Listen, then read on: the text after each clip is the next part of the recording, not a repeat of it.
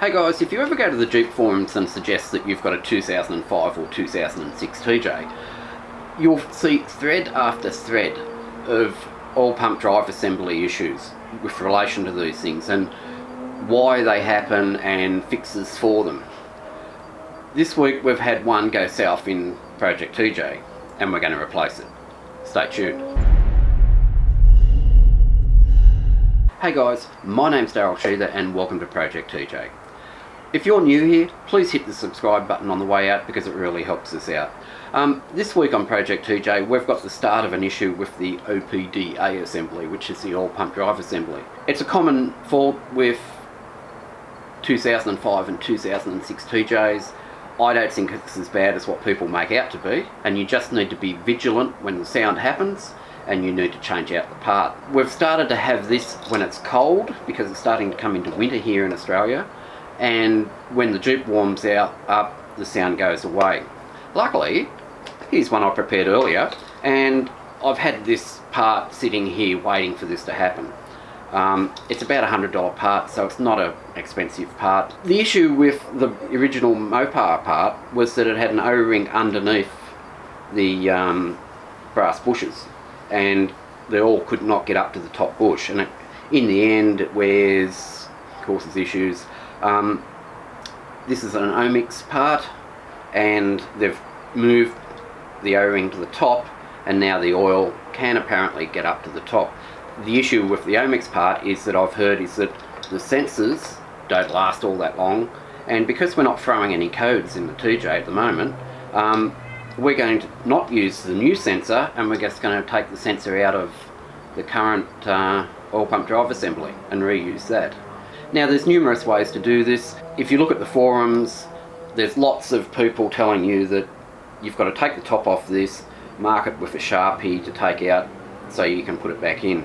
I think there's an easier way, and when you buy a new one of these, it comes with a locating pin already in it. And if I take the top off this, it's a pretty simple gadget.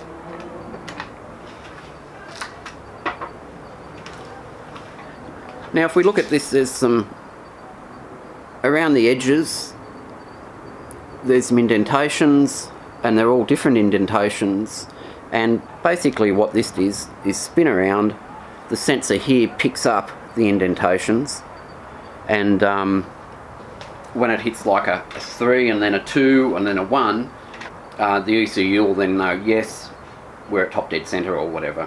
It comes with a pin to locate it when you put the new one in, and if you pull that pin out, you need to hang on to that for later use. In here there's a small hole in this part that spins around, and there's a larger hole underneath.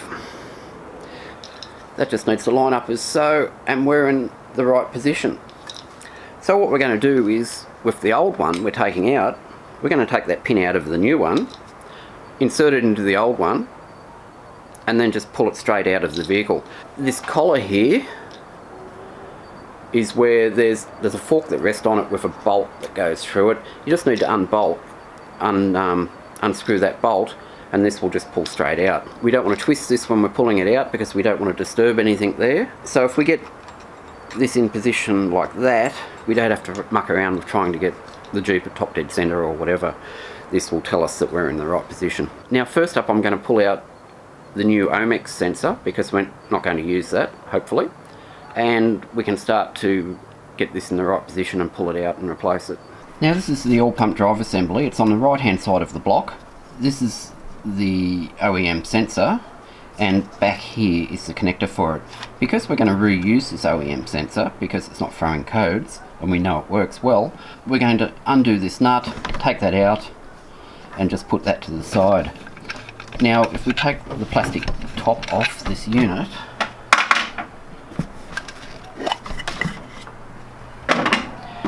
you can see this hole here where this pin will come up through the base, and the hole in the base is at the back of the unit near the firewall. To get this to here, we need to turn the engine over. Now we can put a socket on the crank and turn that around by hand at the front, or a little cheat that I do is to put a 10 amp fuse in the clutch override switch, which is here, and this is for manual transmissions only, and then I don't have to depress the clutch.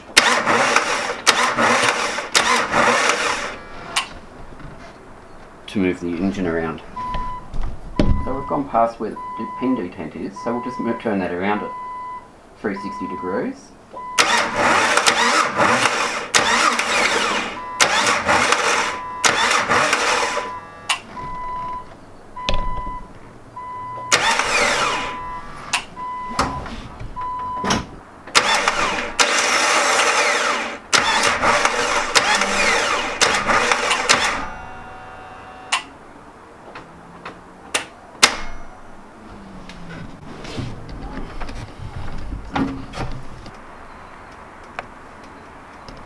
And it's probably taken me about 3 revolutions of just giving it a kick on the starter motor, little kicks, but it's got to the point where I've lined up this hole and I've been able to put the pin through it.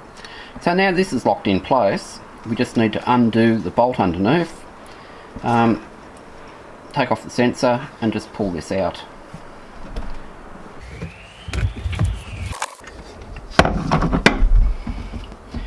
We should just be able to pull that sensor out. Such. We'll just move that out of the way for the moment. Now we just need to undo the nut underneath it.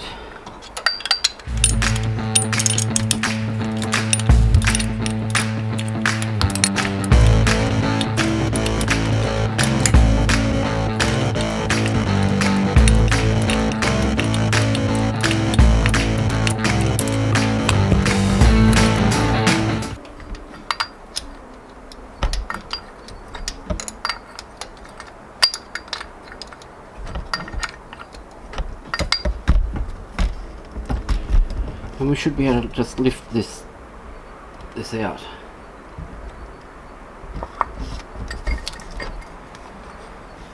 Okay, I'll take that nut out and we should just be able to lift this out now.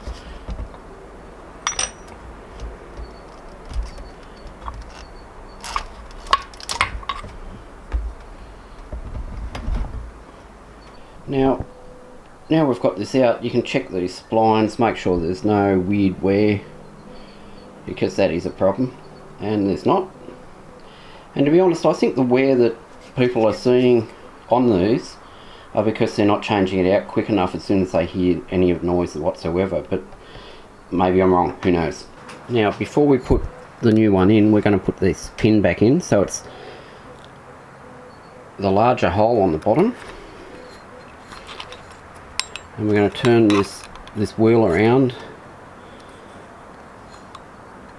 until the small hole gets above that and press the pin through as such, and that locks us in and we're in position. I've also put a little bit of oil just around this gear and along the shaft, just so that when we first start up we've got lube there. So we should be able to just drop this straight in.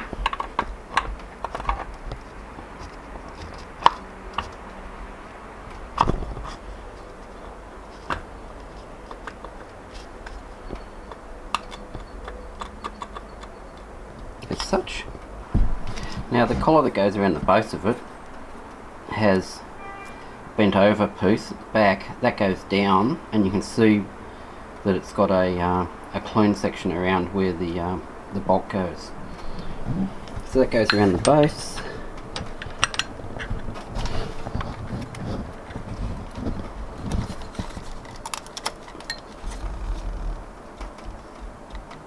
And we bolt it down to the block,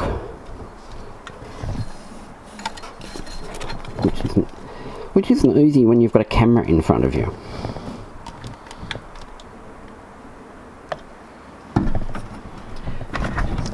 So we just need to do up this collar at the moment.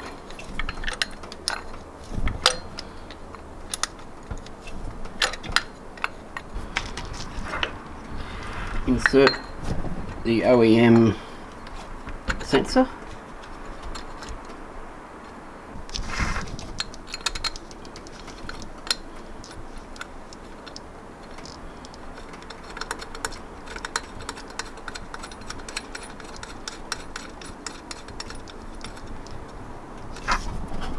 Now put the top back on, which makes sure it seats over the whole unit.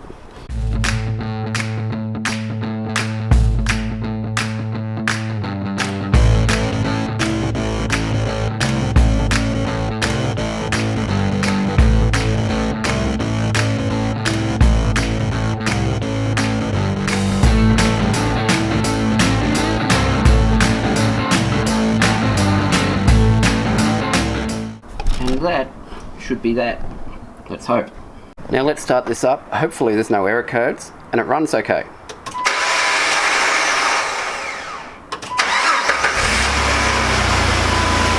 Sounds good.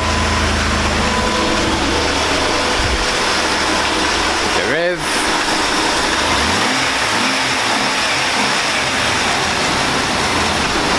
I think we've got it.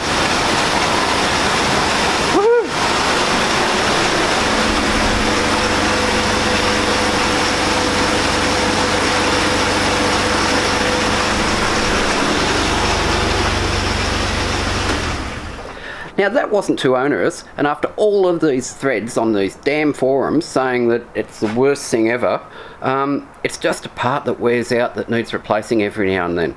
And hopefully, with this new upgraded part, maybe we won't need to replace it, but I'll get another spare and I'll just keep it in stock.